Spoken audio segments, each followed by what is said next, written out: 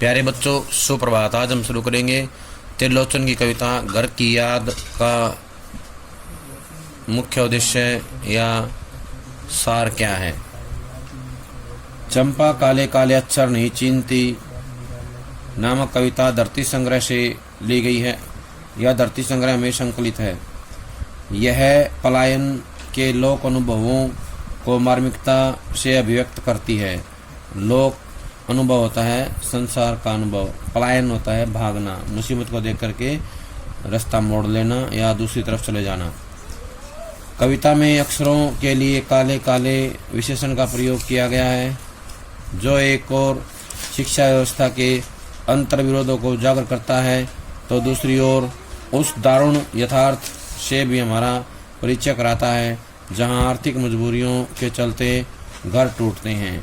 दारुण होता कठोर, यथार्थ माने तो सच्चाई, कठोर सच्चाई जो है, वास्तविक सच्चाई जो है उसके बारे में बताता है कि लोग आर्थिक मजबूरियों के चलते यानी कि रोजी रोटी की तलाश में जो है घर छोड़ जाते हैं।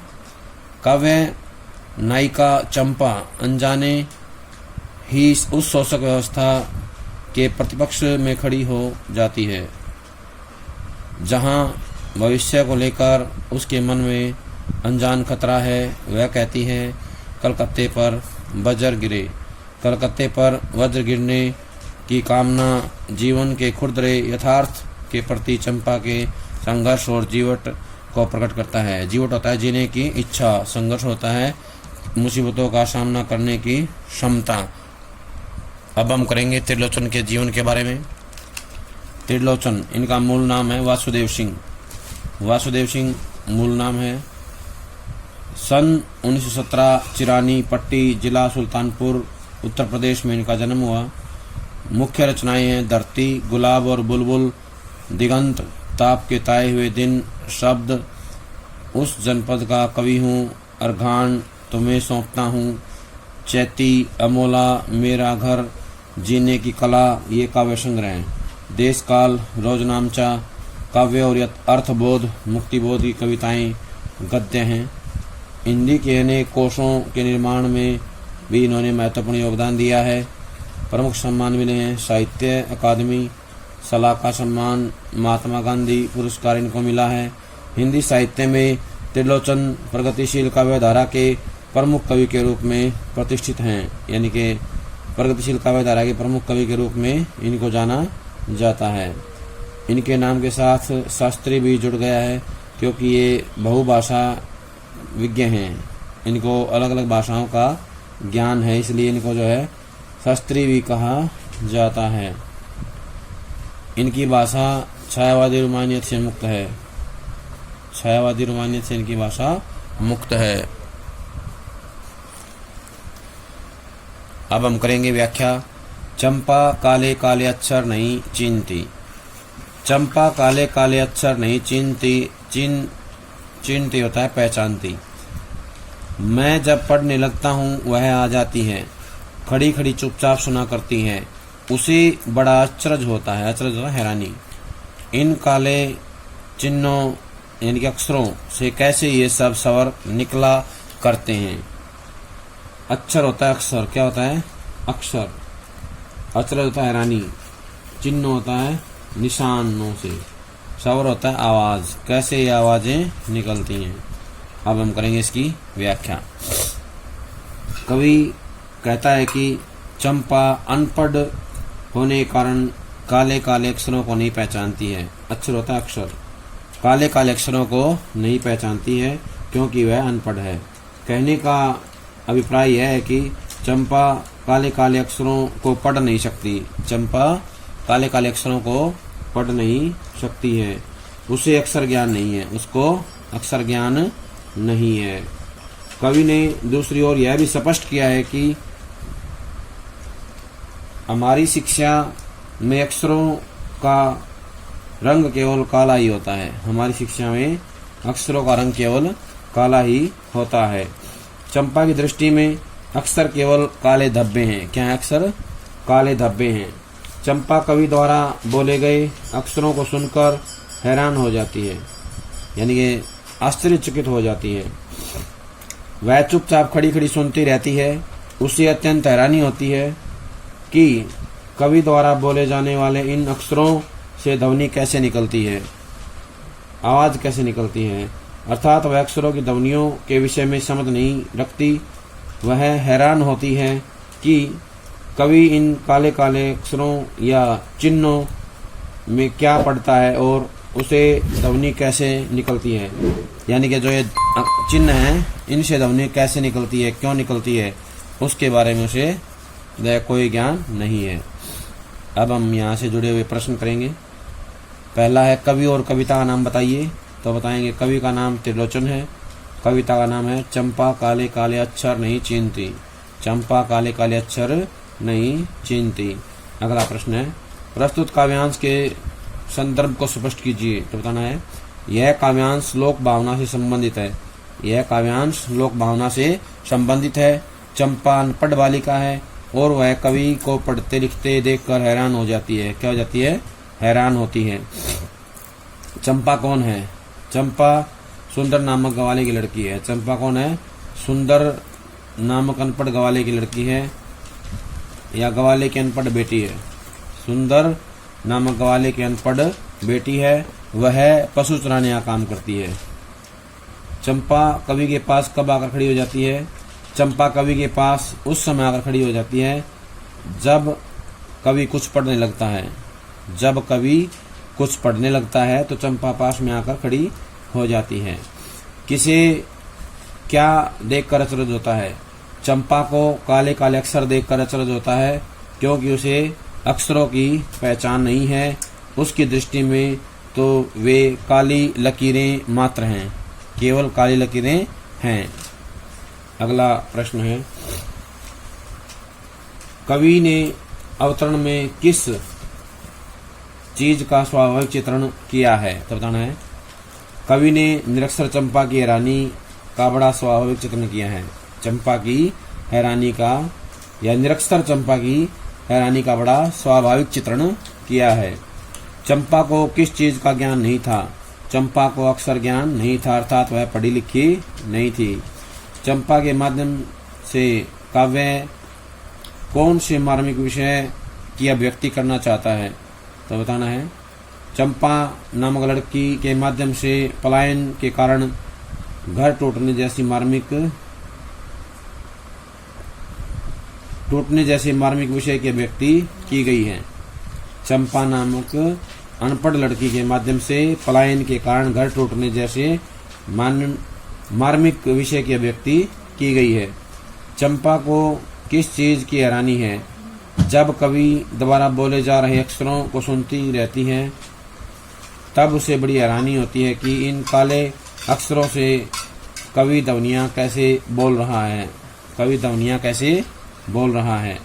चंपा इनके संबंध में नहीं समझ पाती। चंपा अक्षरों और ध्वनियों के संबंध को समझ नहीं पाती है। अक्षरों और ध्वनियों के संबंध को समझ नहीं पाती है। उसे हैरानी होती है कि कवि इन काले काले चिन्हों में क्या पढ़ता है और कैसी आवाज उसके मुख से निकलती है। अवतरण का काव्य सौंदर्य बताइए। तो बताना है कवि ने निरक्षर चंपा की हैरानी का बड़ा स्वाभाविक निरूपण किया है। पुनोक्ति प्रकाश, अनुप्रास, प्रश्न अलंकार का प्रयोग किया गया है। शांत रस का प्रयोग किया गया है। प्रसाद गुण देखने योग्य है। छंद मुक्त रचना में भाषा के क्षेत्रीय शब्दों का प्रयोग किया है। छंद मुक्त भाषा है और उसमें क्षेत्रीय शब्दों का प्रयोग किया गया है। अगला काव्यांश है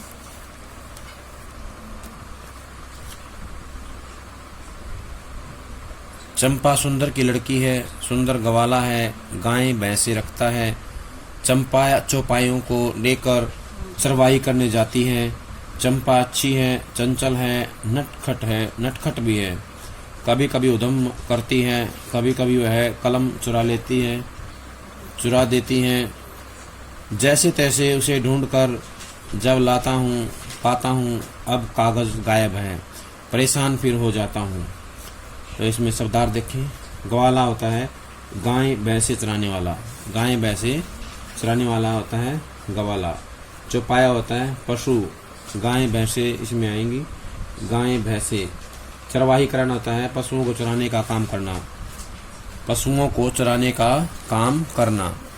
चंचल होता है अत्यधिक शरारती या शौक। नटखट होता है शरारती, नटखट होता है शरारती, मनोविनोद करने वाली। उधम करना होता है शरारतें करना, उधम करना होता है शरारतें करना। अब इसकी व्याख्या देखें। कवि कहता है कि चंपा के बारे में बताते हुए कहता है, चंपा सुंदर नामक ग्वाले की लड़की है। सुंदर नामक ग्वाले की लड़की है। सुंदर गाय चराने में, गाय भैंसे पालने का काम करता है। सुंदर क्या है? एक ग्वाला है, गाय भैंसे चराने और गाय भैंसों को पालने का काम करता है। चंपा भी गाय भैंसे चराने के लिए जाती है। चंपा भी अपने पिता के पशुओं को चराने के लिए या गाय भैंसों को चराने का काम करती है या चराने के लिए उनको ले जाती है। चंपा स्वभाव से अच्छी लड़की है, स्वभाव से अच्छी लड़की है, किंतु वह कुछ चंचल एवं शरारती भी है। क्या है? चंचल और शरारती लड़की भी है। और जब वह कवि की कलम चुरा लेती है, कलम उठाकर दूसरी तरफ रख देती है। क्या करती है? चंपा जो है कभी कभी वह बहुत अधिक शरारत कर देती है। कभी वह चंपा जो है कवि की कलम छिपा देती है उठा करके, और जब वह जैसे तैसे कलम ढूंढ कर लाता है, चंपा क्या करती है? कभी कभी जो है कलम कवि की उठा करके रख देती है, चुरा कर रख देती है। और जब कवि कलम ढूंढ कर लाता है तो आकर देखता है कि उसका कागज गायब है।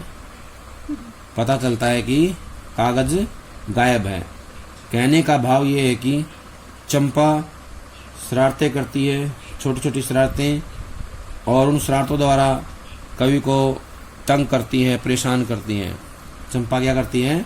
चंपा अपनी छोटी छोटी शरारतों द्वारा कवि को परेशान करती है, तंग करती है।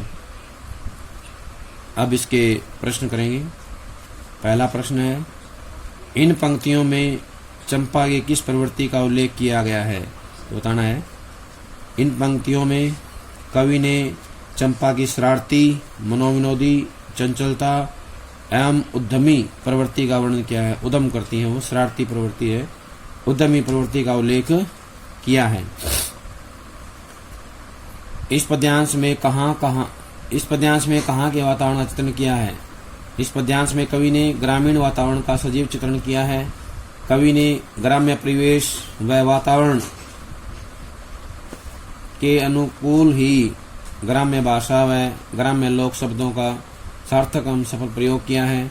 चौपाया, चरवाही, अक्षर आदि शब्द ग्रामीण वातावरण के हैं। इन्हीं के माध्यम से ग्रामीण वातावरण का सजीव वर्णन जो है देखने को मिलता है। चौपाइयों और उधम मचाना या उधम करना का क्या अर्थ है? चौपाइयों का अर्थ है पशु जिनके 4 पैर होते हैं। चौपाया क्या होता है? पशु जिनके 4 पैर होते हैं। उधम करना का अर्थ है हलचल भरी शरारतें करना, हलचल भरी शरारतें करना। अगला प्रश्न है, कवि ने चंपा की किस विशेषता का वर्णन किया है? तो बताना है। कवि ने चंपा की भोली भाली शरारतों का स्वाभाविक चित्रण किया है। भोली भाली शरारतों का स्वाभाविक चित्रण किया है। चंपा का परिचय देते हुए कवि क्या कहता है? तो कहना है, चंपा का परिचय देते हुए कवि कहता है कि चंपा गाय चराने वाले सुंदर ग्वाले की लड़की है। सुंदर के पास काफी गाय भैंसे हैं। सुंदर के पास काफी गाय भैंसे हैं। चंपा पशुओं को प्रतिदिन चराने के लिए लेकर जाती है। चंपा व्यवहार में बहुत अच्छी है। चंपा व्यवहार में बहुत अच्छी है। चंपा का व्यवहार किन चीजों से भरा हुआ है? चंपा का व्यवहार चंचलता से भरा हुआ है। वह शरारती है, उसकी बोली शरारतें अच्छी लगती हैं। शरारत करती हुई वह कवि की कलम चुरा लेती है। क्या करती है? कवि की कलम चुरा लेती है। कवि चंपा की क्रियाएं कैसी होती हैं उनको दिखाने के लिए किस प्रकार का वातावरण बनाता है, या चंपाई क्रियाएं कवि को क्या करती हैं, तो बताना है चंपाई क्रियाएं कवि को परेशान करती हैं और कवि ने चंपाई क्रियाओं को एक शरारती वातावरण के रूप में दर्शाने का प्रयास किया है।